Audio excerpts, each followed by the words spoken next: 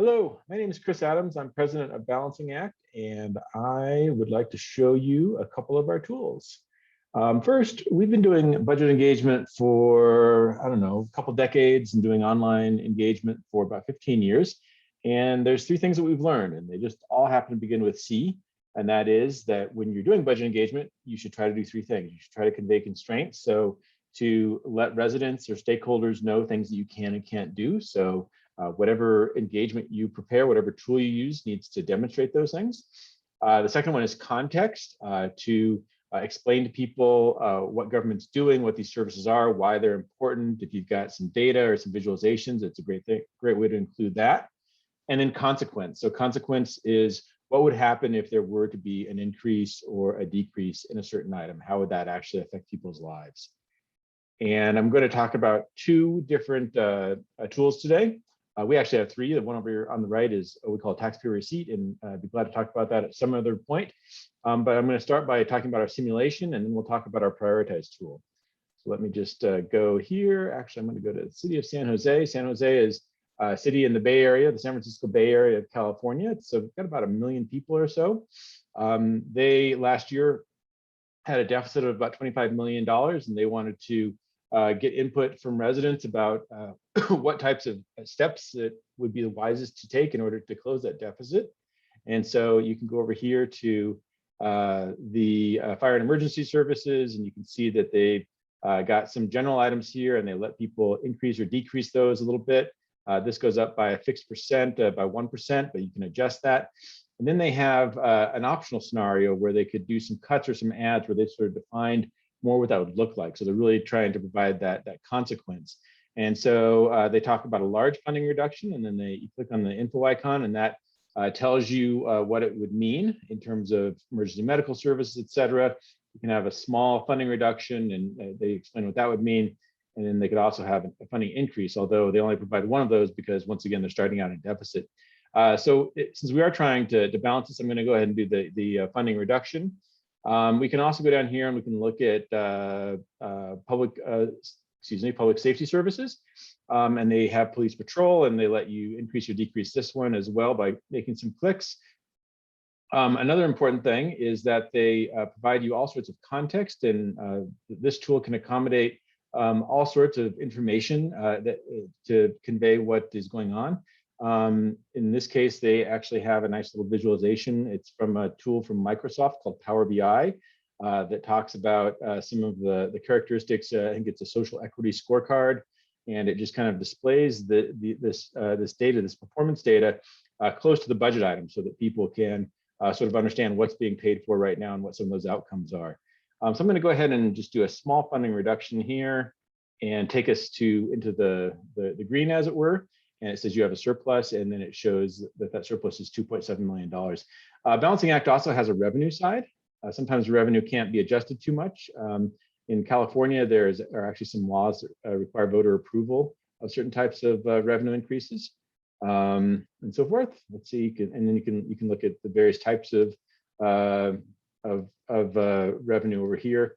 And then I'm just going to quickly show you what the analytics look like. We give you an awful lot of information. We tell you how many people used it, how many people submitted, how much time they spent, and then we give you a sense of what they did in terms of balancing the budget. Then, as you can see, they were actually willing to draw down their general funds a little bit and increase taxes into the stabilization reserve, and then looking for some new revenue. There's all sorts of good information. This is the San Francisco Bay Area, and it tells you where the users came from. It dropped a pin. And then if somebody were to put in some qualitative information, I didn't show you that on the simulation, but there's a button that allows you to make comments. That all shows up here, and it looks like they had about 163 comments. All right, moving on to the next tool. This one we call Prioritize. This one's really simple to use, really simple to put together. It takes about an hour to build, including getting the tiles. We have a connection with a stock photo company that allows you to just grab some of these pictures. This one has things, it's just intended to be very simple. So it's got the amount of projects you selected, and it's got the available dollars. And as you go through and make your selections, it fills up the thermometer up there, and it shows you how much you spent. And then it tells you how much you have left, and you can kind of just go through here. It's got this really nice feature where you can, once again, just like on the other one, where you can describe what a project is so that people understand, they have that context. And then if you have a visualization or just a photo or something like that, you can pop that in here. This one comes from a company called Questica, a Canadian company that makes these really nice little visualizations that talk about capital projects. So, and then once you've actually done this, you can go down here and you can sort of decide what's most important to you. So once you've decided what to include in your bucket, how to spend those dollars or those pounds, you can decide which, you can indicate which one is most useful. So let me now show you what the back end of this one looks like.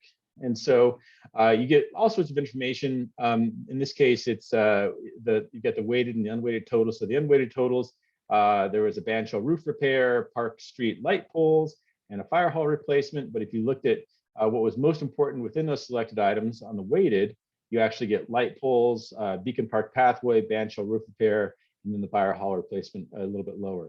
It gives you a number of different ways of understanding results. There's instant runoff voting. If any of you were paying attention to the way that the mayor of New York was selected, it sort of takes off the lowest receiving vote until you get to your fixed budget. So if you go down here at around 7, once again, it comes up with something similar. You've got that Beacon Park pathway, the light poles, and the city hall accessibility. We've got all sorts of really good information on this, and anybody who's interested, let me know, and I'd be glad to show you around a little bit more.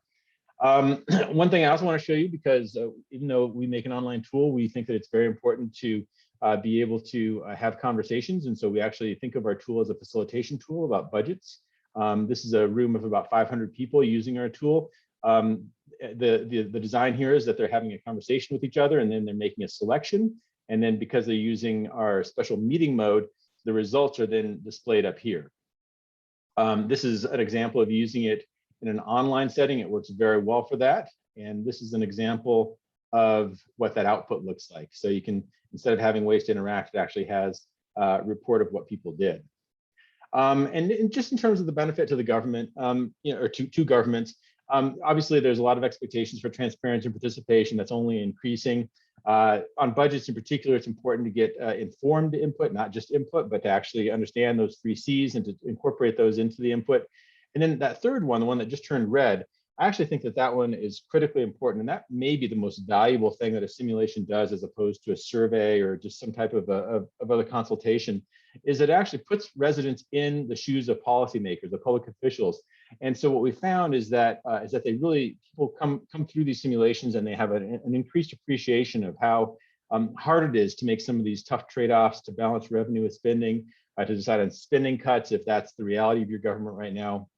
And even if people don't get their first choice, and nobody's going to get all of their first choices, it at least changes the environment to one of more understanding and hopefully problem solving. And then also, we just think that it increases the government's ability to make some hard choices. There were some unfortunate things in the early recession in the 2000s where governments didn't make hard choices, in part because they couldn't engage the public to think through them and to make those hard choices. And so they ended up just kind of kicking the can down the road and doing things like not funding maintenance and things like that, which didn't help future budgets and future public officials. But a tool like this can actually help to make those hard choices when it's the most advantageous time to make them.